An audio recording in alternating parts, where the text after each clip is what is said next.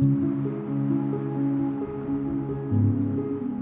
2019, I was 8 months pregnant. During that time, I began to see constipation and blood in my stool. When I was talking to my friends and my family about how I was feeling during that time, it didn't really seem alarming to many until they started to see that I was losing weight. One of my friend's moms said, "I think I know a doctor who takes your health insurance. Here's her number, give her a call." So when I went to that doctor, she immediately said, "You need a colonoscopy, don't you? And that's what you're looking for." And I said, "Yes, I'm here to get a referral."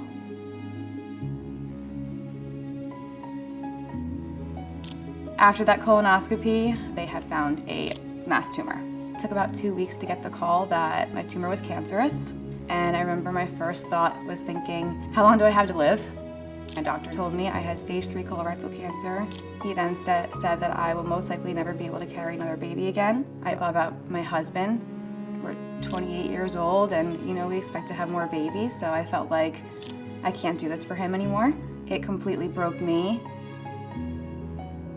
The day I found out about the clinical trial was the biggest day of my life. My initial treatment plan was chemotherapy, radiation, and surgery. Right before we were setting that appointment, I had a research nurse come into my room. She had let me know that my tumor had tested positive for a MMRD mutation. It allowed me to be able to go on a clinical trial. 5 to 10% of people who are diagnosed with colorectal cancer may be able to go on the clinical trials.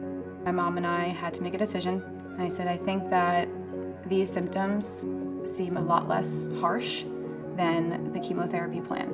And I said, I feel like maybe I could have a chance here. And my mom said, I agree, let's go for it.